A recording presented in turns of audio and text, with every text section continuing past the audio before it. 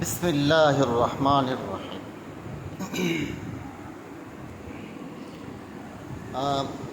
عرب کا ایک مزاج ہے جو سوشل میڈیا پر بھی دیکھنے میں آیا، اور یقیناً آپ نے بھی محسوس کیا ہوگا کہ یہ اس قابل ہیں کہ عرب کو عرب کہا جائے، عرب کو عرب کہا جائے، اور ان کا عرب ہونا اور عرب کے علاوہ فارس یا عبرانی نہ ہونا یہ اس قابل ہے کہ مطلب ان کی مناسبت یہ بنتی ہے کہ یہ عرب، کیونکہ ان کا ایک مزاج ہے، ایک تفنن ہے جو تمام کے تمام عجم سے بالکل یکسر مختلف ہے۔ یعنی یہ جب آپ صلی اللہ علیہ وسلم پر درود شریف پڑھتے ہیں، یہ میں ایک صورت بتا رہا ہوں، ایسی لا تعداد چیزیں مشاہدات آپ نے کیے ہوں گے، ہم نے بھی کیے۔ تو جیسے ہمارے سوشل میڈیا پر آپ دیکھتے ہیں کہ فیس بک وغیرہ، ٹویٹر وغیرہ پہ لوگ کہتے ہیں کہ درود شریف پڑھیے، اللہ تعالیٰ آپ کو اجر دے گا، آج جمعرات کا دن ہے وغیرہ وغیرہ۔ تو ایک مرتبہ مجھے ایک اسی طرح کا ایک تفنن ایک پوسٹ پر نظر آیا، تو اس میں لکھا ہوا تھا صلو علی من عز طفلا، صلو علی من عز طفلا مات عصفورہ، اور پھر آگے لکھا ہوا تھا کہ اللہم صل علی سیدنا و مولانا محمد وعلی آل سیدنا و مولانا محمد افضل صلواتک بعدد معلوماتک الی آخرہ۔ دوسری ایک کمال جو عرب میں اکثر محسوس کیا وہ یہ ہے کہ مناسبت کلام۔ جب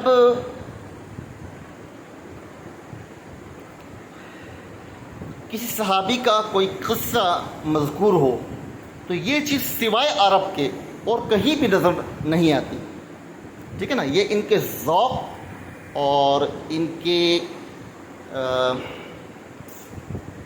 طبیعت جو اللہ تعالیٰ نے ان کو دے رکھی ہے، اس پر ایک عجیب ایک دلیل ہے کہ صحابہ کا تذکرہ ہے۔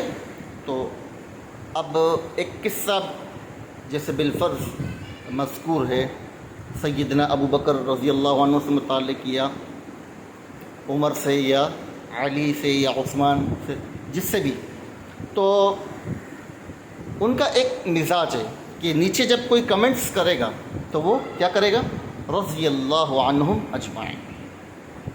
یہ مناسبت بنتی ہے، ہماری طرح نہیں ماشاء اللہ تبارک اللہ، ٹھیک ہے۔ تو یہ مناسبت نہیں کہلاتی، ٹھیک ہے۔ آپ صلی اللہ علیہ وسلم کا تذکرہ فرمایا گیا ہے، تو مناسبت یہ ہے کہ آپ درود شریف نیچے لکھیں، یہ کمنٹس میں، ٹھیک ہے نا۔ تو یہ چیزیں اب عام ہو چکی ہیں، اس کو سمجھنا کوئی اتنا مشکل یا بڑی بات نہیں ہے۔ تو بہرحال ہماری بات یہ چل رہی تھی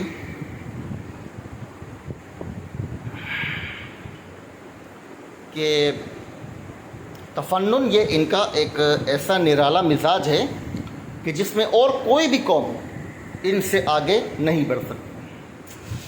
تو اس جگہ میں نے یہ دیکھا جہاں یہ لکھا ہوا تھا صلو علی من عز طفلا مات عصفورہ، کہ درود شریف پڑھو اس ذات پر کہ جو ایک چھوٹے معصوم بچے سے تعزیت فرما رہے تھے جس کی چڑیا مر چکی تھی۔ اندازہ فرمائیے رسول اللہ صلی اللہ علیہ وسلم کی ذات اقدس کا حال حیران ہو جاتا ہے انسان آپ صلی اللہ علیہ وسلم کی زندگی کو دیکھ کر. اللہ اکبر.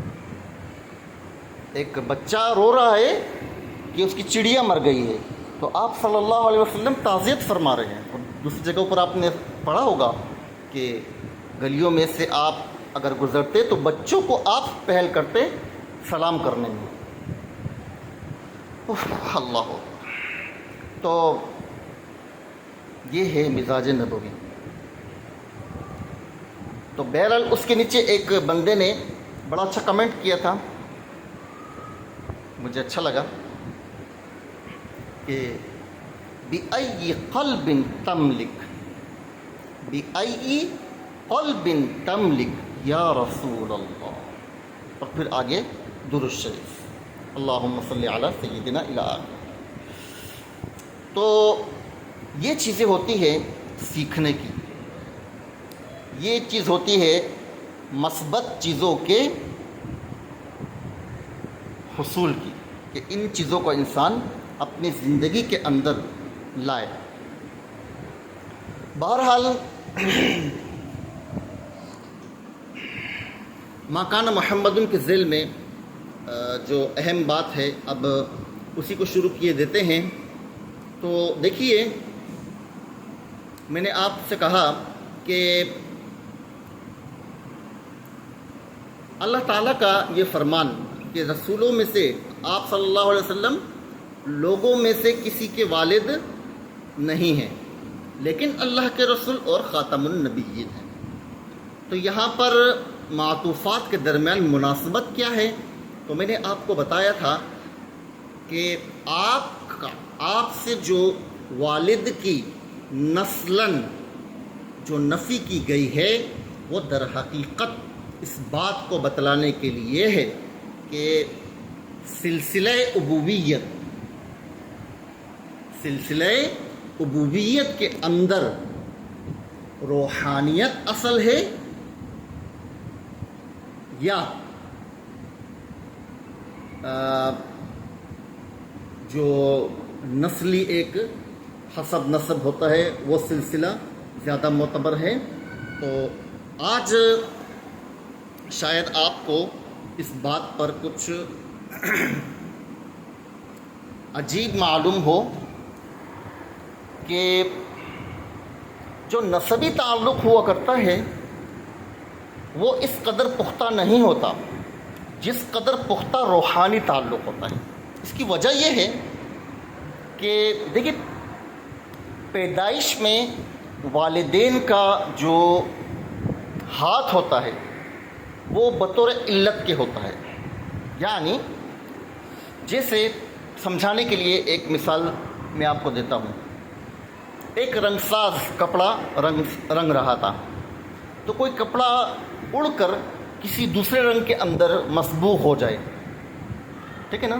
جیسے یہ سیاہ دے رہا تھا تو وہ لال رنگ اس پر لگ جائے، تو یہ ایک اتفاقاً کیا ہو گیا، اس پر رنگ آ گیا. تو بالکل بعین ہی یہ مثال بنتی ہے والدین کی اپنے اولاد کے حق میں. یہ جو ہمارا ایک نسبی تعلق ہوتا ہے والد سے، والدہ سے، ٹھیک ہے نا، تو یہ تعلق گویا کہ ایک اتفاقاً ہوتا ہے. سمجھ رہے ہیں بات کو؟ یعنی ضروری نہیں ہے کہ فلاں کا بیٹا ہے، ٹھیک ہے، اس کے علاوہ کا بھی ہو سکتا تھا. یعنی یہ امکان کے درجے میں ہوا کرتا ہے. سمجھے؟ جس طرح آپ صلی اللہ علیہ وسلم کا عربی نسل ہونا، یعنی عرب میں پیدا ہونا، یہ ایک اتفاقی امر ہے. میں نے اپنے دوست احباب سے بھی اس پر کلام کیا ہے. آج کل تو لوگ بس فتنہ اور فساد ہی کی باتیں کیا کرتے ہیں. تو میں ان کی خدمت میں عرض کرتا ہوں کہ خدا را یہ باتیں چھوڑ دیجیے، کوئی فائدہ نہیں. یہ لڑتے جھگڑتے صدیاں گزر چکی ہیں، اس کا کوئی فائدہ آج تک نہیں ہوا. اگر ہوتا تو ہم بھی کرتے. لیکن اور اس انداز سے کرتے کہ آپ بھی حیران انشاءاللہ رہ جاتے، آپ کی عقل بھی حیران رہ جاتی۔ لیکن مقصود آج ان باتوں کا نہیں ہے کہ کوئی شخص کھڑا ہو جائے لوگوں کو نماز سکھا رہا ہے۔ عجیب ایک نمونہ گیری گئے، سمجھے؟ آج 1400 1450 سال ہو گئے ہیں، وہ لوگوں کو نماز سکھا رہا ہے، ویڈیو بن رہی ہے۔ اللہ کے بندے، کون سے زمانے میں ہو اور کیا سکھا رہے ہو آپ؟ پاگل ہو گئے ہو کیا ہو؟ آپ نماز کا طریقہ سکھا رہے ہیں، اور وہ بھی غیر عالم ہے اور کوئی سند وغیرہ نہیں ہے، اور وہ ہمیں سکھانے چلے ہیں۔ بہرحال کرنے کی باتیں کیا ہیں؟ یہ ہے جس سے انسان کو فوائد حاصل ہو۔ نئی بات کرنا، نئی بدعات ایجاد کرنا، یہ کمال نہیں ہے، لیکن کوئی نیا فن ظاہر کرنا، کسی چیز کے اندر غور و تدبر کر کے ایک چیز تیسری چیز کا حصول، یہ ہے معیار زندگی۔ یہ نہیں ہے کہ آپ کسی بھی جھگڑے کو لے کر بیٹھ جائیں۔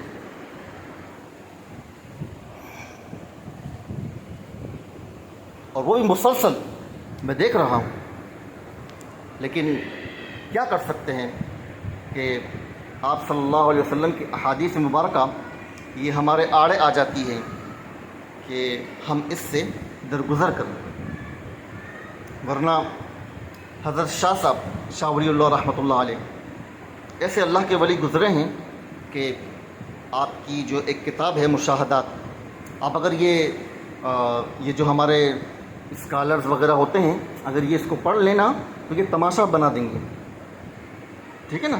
یہ تماشا بنا دیں گے، یہ دیکھو اس میں کیا لکھا ہے، اور یہ لکھا ہے اور وہ لکھا ہے، اور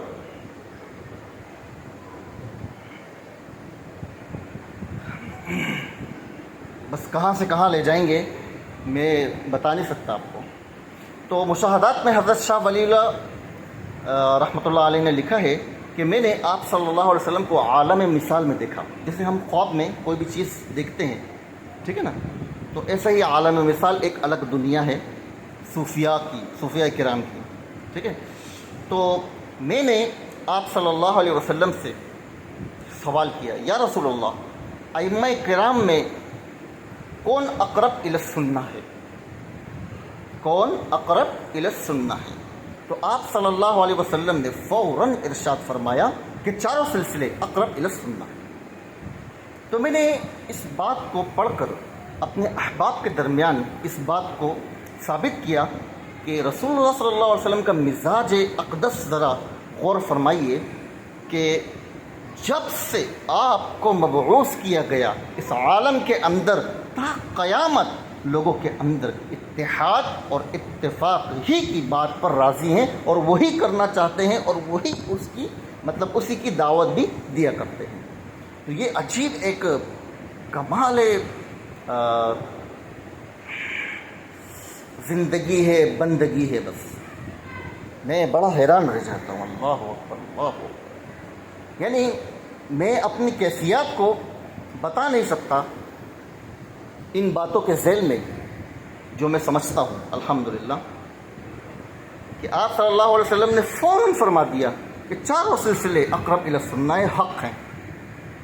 یعنی آپس میں کوئی یہ ہمارے تو ہاں جھگڑے شروع ہو گئے نا، میں نے آپ کو بتایا، ایک پارٹی یہاں بیٹھ جاتی ہے، ایک وہاں بیٹھ جاتی ہے، اور رفع الیدین پہ جھگڑے چل رہے ہیں، فاتحہ خلف الامام پر جھگڑے چل رہے ہیں، اور اس میں ہمارے اچھے لوگ بھی شامل ہو جاتے ہیں۔ میں اس پر بڑا تعجب کرتا ہوں، خدا کے بندوں کو۔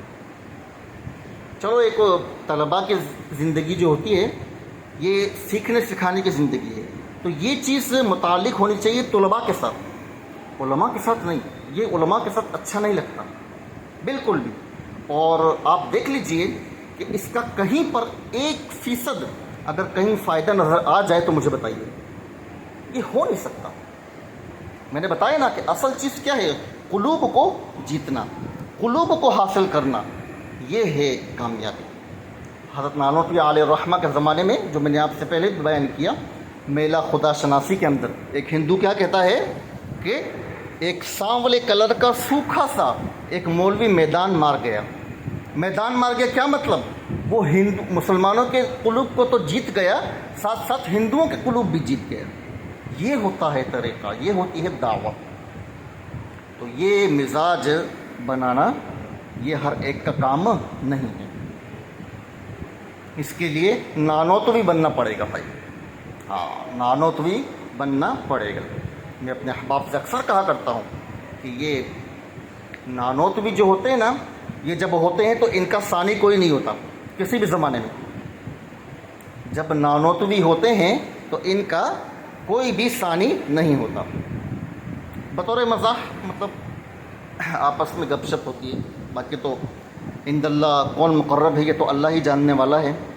ہم تو بس ایک قصے اور کہانیاں اپنے دماغ میں بنا لیتے ہیں، بجائے اس کے کہ ہم کوئی غلط چیز یا کوئی غلط کوئی بات بنائیں۔ اس سے بہتر ہے کہ ہم ایسی چیز کو بنائیں کہ جس سے ہمارے قلوب کیا ہوں، مطمئن ہوں۔ تو بہرحال یہ چیزیں ہیں بتانے کی بھائی کہ جو روحانی تعلق ہوتا ہے یہ بہت زیادہ قوی ہے نسبی تعلق سے، کیونکہ نسبی تعلق کی مثال میں نے کیا کہا، یہ اتفاقاً ہوتی ہے۔ جیسے آپ صلی اللہ علیہ وسلم کا عربی النسل ہونا یہ ایک اتفاقی امر ہے۔ آپ یہ نہیں کہیں گے کہ آپ کو خاص طور پر جو ہے عرب ہی کے اندر پیدا کرنا تھا شروع دن سے، مطلب یہ نیت کر رکھی تھی باری تعالیٰ نے، تو ایسا نہیں ہے۔ کیونکہ اگر ایسا ہوتا تو پھر یہود کا یہ اعتراض کرنا کہ آپ بنی اسرائیل سے کیوں نہیں، تو یہ درست نہ ہوتا بات سمجھ میں، کیونکہ انہوں نے اس چیز کو گویا کہ اپنی ایک میراث سمجھ لی، انبیاء کا ان کی ذات سے ہونا یا ان کے خاندان سے ہونا یہ ایک میراث جیسے بن گئی، تو اس کی نفی بھی ہو گئی اور یہ امر بھی واضح ہو گیا کہ انبیاء کرام کا سلسلہ ہونا، کسی بھی زبان اور مذہب سے متعلق ہونا، یہ ایک امر اتفاقی ہوا کرتا ہے۔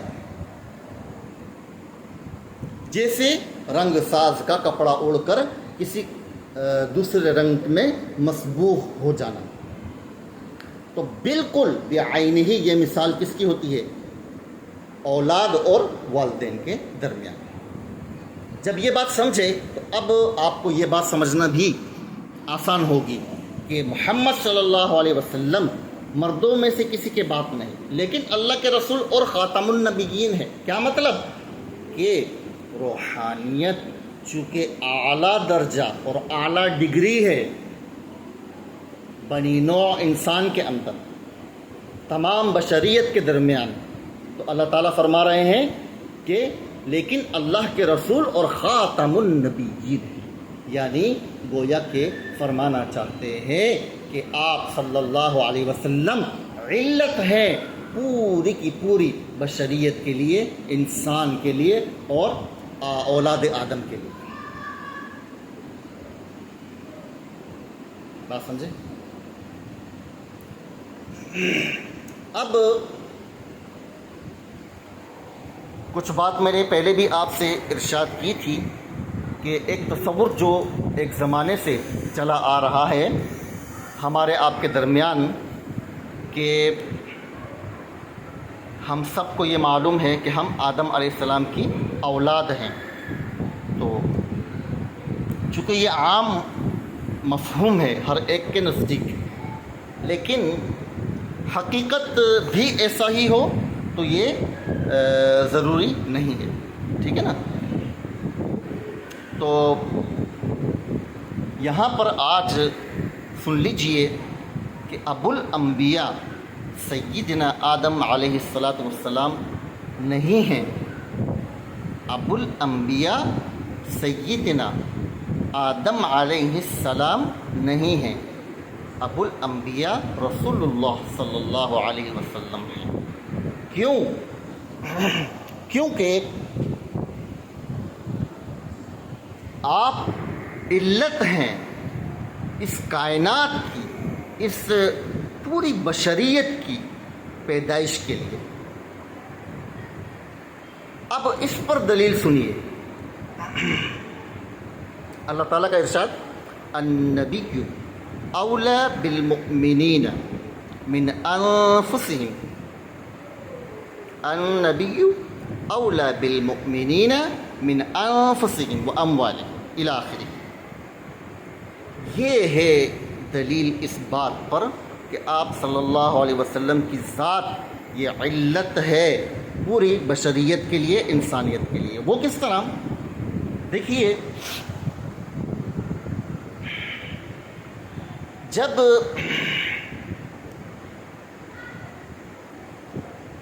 ہم دیکھتے ہیں کہ ایک جگہ سے دھواں اٹھ رہا ہے یا کسی جگہ سے سخت تپش آ رہی ہے، تو ہم فوراً حکم لگاتے ہیں کہ یقیناً یہاں پر آگ لگی ہوئی ہے۔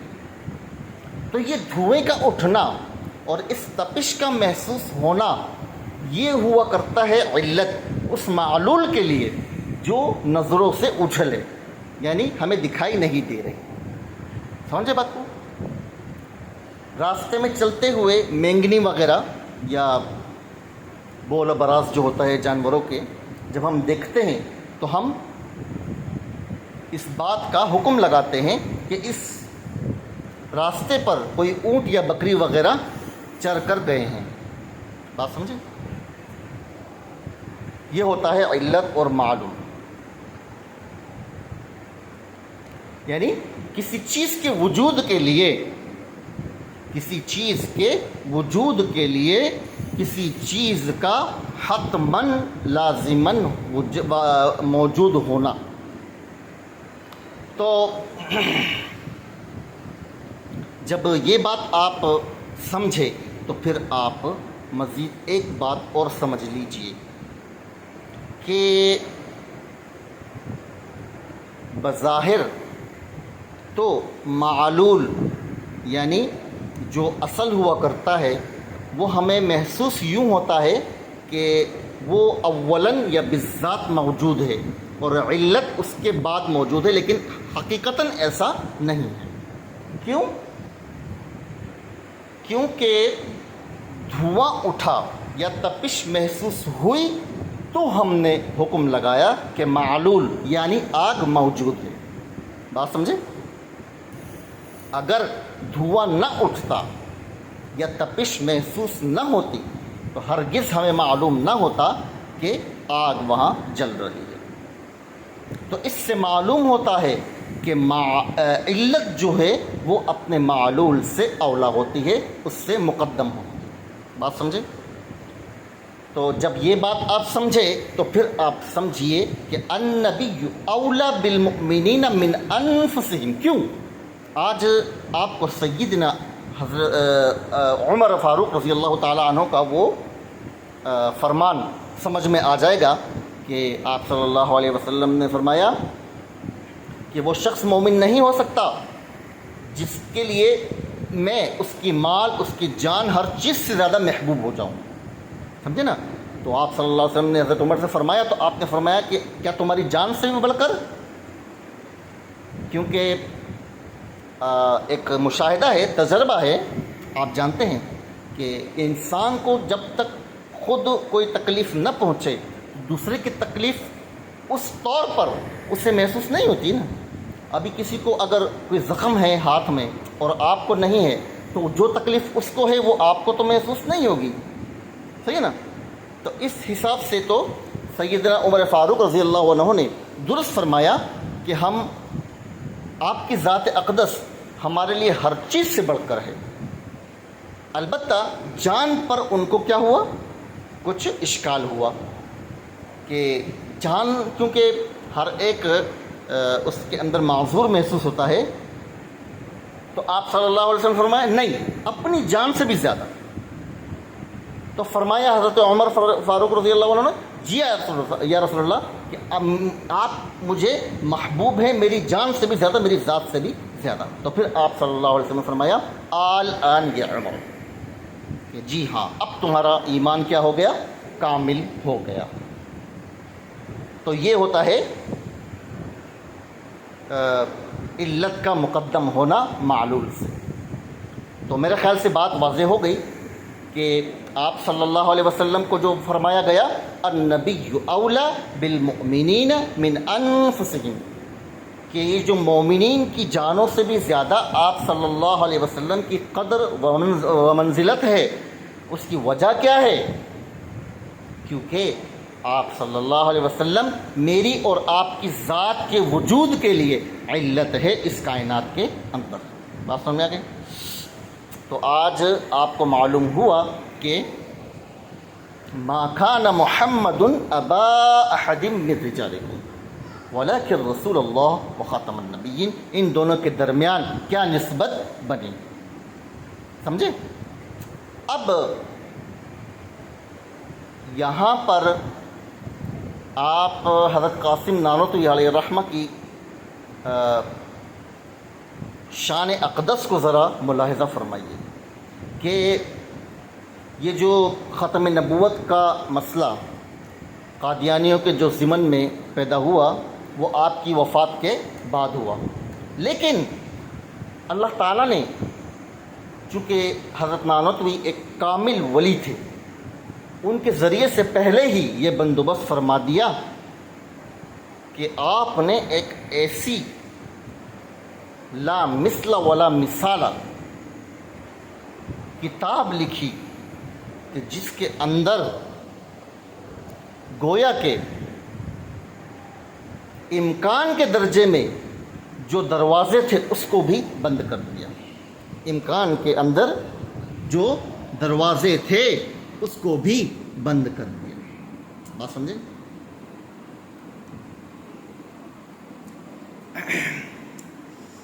واللہ اعلم، مجھے معلوم نہیں کہ